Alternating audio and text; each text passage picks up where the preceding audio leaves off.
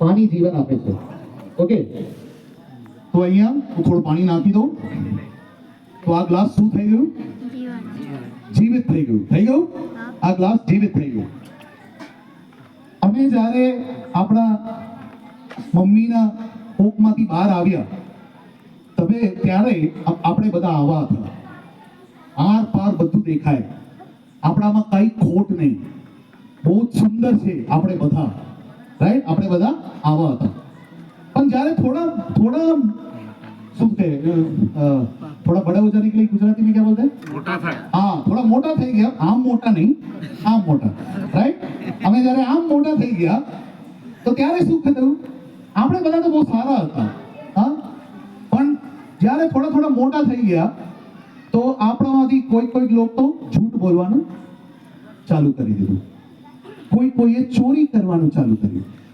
તમે ચોરી કર્યું છે? ના. એક્ઝામમાં તમે કોપી કર્યું છે? ના. હા, તો એક્ઝામનું જે કોપી છે એ પણ ચોરી છે. એટલે ચોરી એટલે બીજાનું કોઈ વસ્તુ લેવાનું નથી ચોરી, રાઈટ?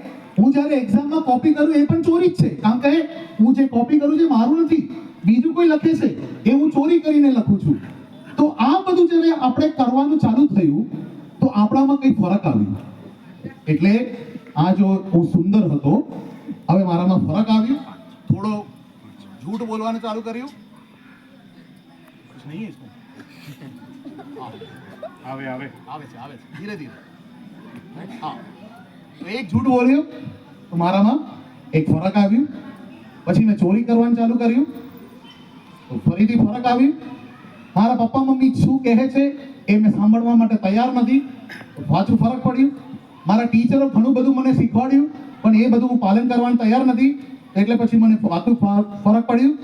એ હું જે સુંદર હતો હવે હું આવું થઈ ગયું, રાઈટ? આવું થઈ ગયું. કયું સારું હતું? આ છે કે પહેલા વાળું સારું હતું? પહેલા વાળું સારું હતું. એટલે પણ હવે પાછા કેવી રીતે જઈ શકે? જે પહેલી રીત થી એ રીતમાં અમે કેવી રીતે જઈ શકે? એક બહુ મોટી પ્રશ્ન છે. તો ત્યારે પ્રભુને સમજ પડી કે આ માણસોને હું કેટલા પણ પ્રોફેટ્સ જોડે, પુરોહિત જોડે, એ જે પણ કહે છે તમને સમજ નથી પડતી, તો મને કંઈક કરવું પડશે. તો શું કરવું પડશે?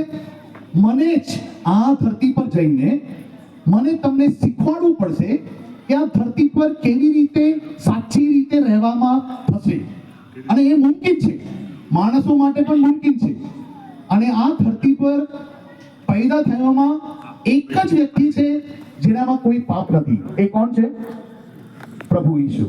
માણસ રીતે અહીંયા રહ્યો ધરતી પર, પણ એક પણ પાપ કર્યા વગર આ ધરતી કે પાછો ગયો. એટલે પ્રભુ ઈસુને અહીંયા મોકલ્યો.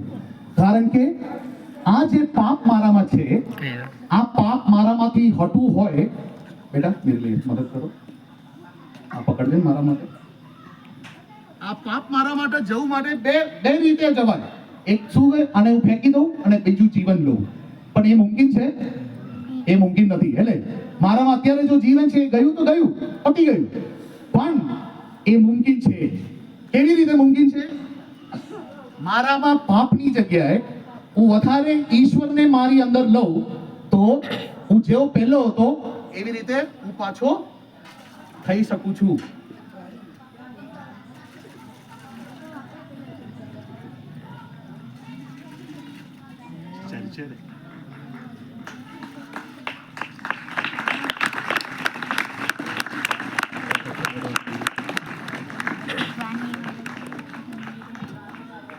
થઈ ગયું પાછું સાફ?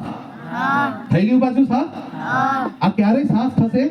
જ્યારેમાં આ દુનિયાની જે ખોટ છે એ ખોટ મારામાં ના આવે, પણ આ ખોટની જગ્યાએ પ્રભુ જે સાચી વચન અહીંયા આવીને અમને બતાવી ગયા એ મારામાં જ્યારે આવશે ત્યારે હું આવું થઈ જઈશ.